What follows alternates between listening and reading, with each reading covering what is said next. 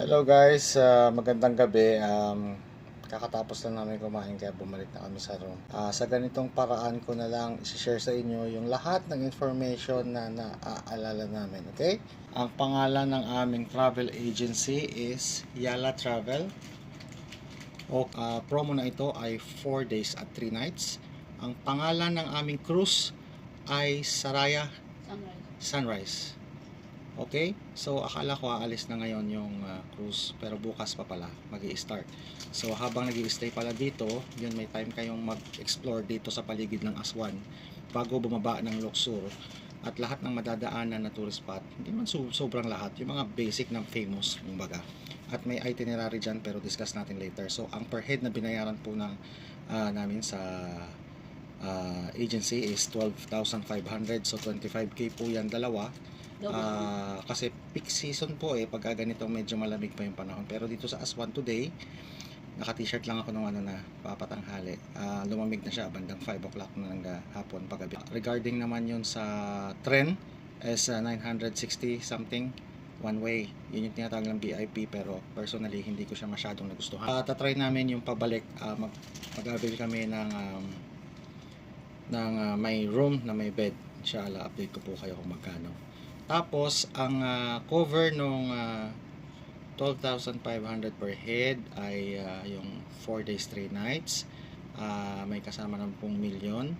Pero yung meal po dito, breakfast, lunch, dinner. Yung lunch, dinner, I believe, yung bottle is, small bottle ng mineral po ay $2. At ang big ay one big.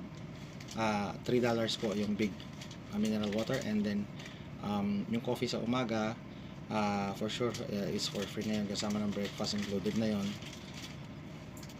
And then yung pangalan ng aming tour guide, may tour guide naman nakasama. Magaling naman yung Yala Travel, coordinated sila, yung nag-organize, yung magpipick up sa inyo, iba pa yung magtutour sa inyo, tatawagan nila kayo, always naman silang on time. Yung sa tingin ko naman yung mga staff naman dito sa Saraya is very very nice. Napakaganda rin ng kanilang review, paki-check nyo na lang.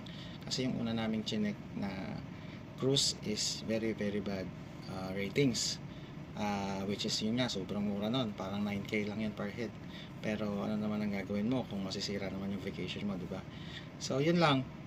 Share nyo to para yung mga ibang balak mag-tour, mag-cruise from Aswan to Luxor ay magkaroon ng konting idea. Ang price na ito ay gantong season lang. Hindi ko alam sa summer kung meron at kung magkano at kung mura ba or mahal. So ano yung first day itinerary? Supposed to be High Dam. Sa dam. Yun yung famous naman dito. Philae Temple.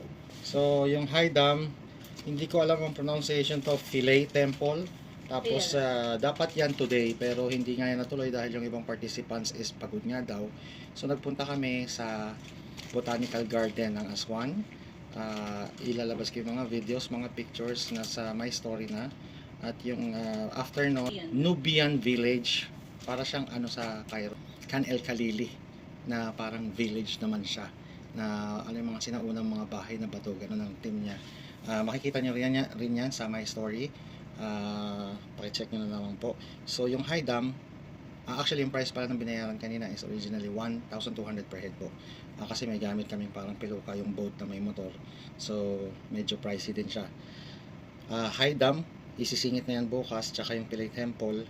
Tapos lunch na babalik dito. Tapos yung day 2 na itinerary is Kum Ombo Temple at yung Edfu Temple.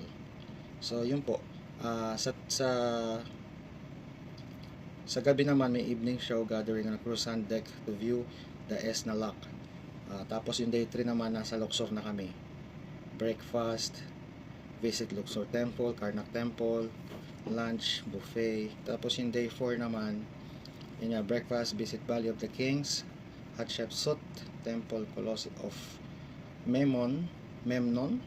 Tapos afternoon, ihahatid na kayo pabalik sa train station para naman sa safe ride nyo pabalik ng Cairo. So yun lamang po, paki-message na lang kung meron po kayong mga gusto pang i-ask ko po kayo mahihiya. Maraming salamat. Ang haba ng video natin. Sige, ingat palagi at see you on our next video. Maraming salamat.